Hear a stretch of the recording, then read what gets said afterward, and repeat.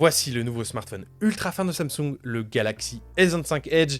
Il est enfin là et après des mois de teasing, aujourd'hui, on va vous donner notre avis le plus sincère sur ce smartphone. Mais surtout, une question nous trotte encore en tête. Pourquoi Samsung a-t-il lancé ce modèle? Le premier point marquant, c'est évidemment la finesse du smartphone. 5,8 mm d'épaisseur pour 163 grammes, on est clairement sur le smartphone le plus fin jamais conçu par Samsung. Ce qui surprend peut-être encore plus que la finesse, c'est sa légèreté. Cette sensation elle est renforcée par un cadre en titane qui est très agréable en main et qui donne au S25 Edge un vrai côté premium. Le design, il est élégant, raffiné et l'objet se fait littéralement oublier une fois qu'on l'a dans la poche. Selon Samsung, il y a une vraie demande pour ce type d'appareil.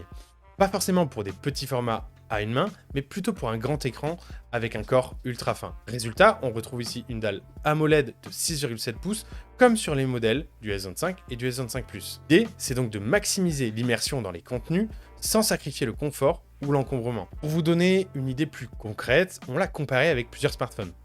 Face à un Galaxy S25 Ultra, il est bien plus fin. Face à un iPhone 16e, même constat. Et même replié, un pliable Huawei paraît plus épais. Sur ce critère, Samsung donc frappe fort. Alors, évidemment, qui dit fitness dit question sur l'autonomie. Et là, Samsung surprend moins. Pas de batterie au silicium carbone comme certains l'espéraient, mais une batterie standard de 3900 mAh. C'est peu face aux 5000 mAh du S25 Ultra, et ça interroge. Samsung promet jusqu'à 24 heures de lecture vidéo, met en avant les optimisations de la puce Snapdragon 8 pour le Galaxy, notamment sur la consommation énergétique. Mais en l'absence de technologie plus innovante sur ce point, difficile d'être totalement rassuré sans un vrai test. Côté affichage, rien à redire. Écran AMOLED 6,7 pouces, Quad HD+, taux de rafraîchissement adaptatif de 1 à 120 Hz et une luminosité maximale de 2600 nits. C'est un régal. Sous le capot, on retrouve la puce Snapdragon 8 Gen 3 pour le Galaxy qui a été optimisée pour les Galaxy S, accompagnée de 12 Go de RAM et jusqu'à 512 Go de stockage.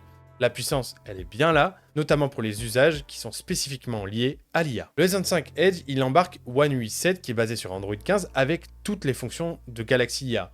La retouche photo par IA générative, la traduction en temps réel, la transcription de notes, les résumés automatiques, exactement ce qu'on retrouve sur le S25 Ultra. Mais côté photo, il y a un petit compromis. Seulement 2 capteurs à l'arrière, pas de téléobjectif ici, pour des raisons de place. En revanche, Samsung intègre son capteur principal de 200 mégapixels, le même que celui du S25 Ultra, qui est capable d'un zoom x2 numérique de qualité optique. En complément, on a un ultra grand angle de 12 mégapixels et un capteur selfie de 12 mégapixels également. La charge reste cependant standard, 25 watts en filaire, 15 watts en sans fil, rien de spectaculaire mais suffisant pour un usage quotidien classique. À 1249 € pour la version 256 Go, 1369 € pour la version à 512 Go, on est clairement sur du haut de gamme. Ce S25 Edge, il vise un public bien précis, ceux qui veulent un smartphone élégant, fin, premium, tout en acceptant quelques concessions, notamment sur la polyvalence photo ou l'autonomie. Alors est-ce que cette finesse extrême c'était vraiment la meilleure idée? Certains diront oui, surtout si la tendance se confirme avec un futur iPhone 17R dans le même esprit. D'autres, comme nous, auraient aimé voir Samsung miser sur des innovations côté batterie ou autonomie. Qu'en pensez-vous? Dites-le nous en commentaire. Et si vous voulez savoir un peu plus sur les Galaxy, sur l'IA de Samsung ou sur tous les autres modèles futurs de Samsung, n'hésitez pas à consulter nos vidéos dédiées et à nous suivre sur la chaîne. C'était Matt pour Undershare, c'était un plaisir, à très bientôt.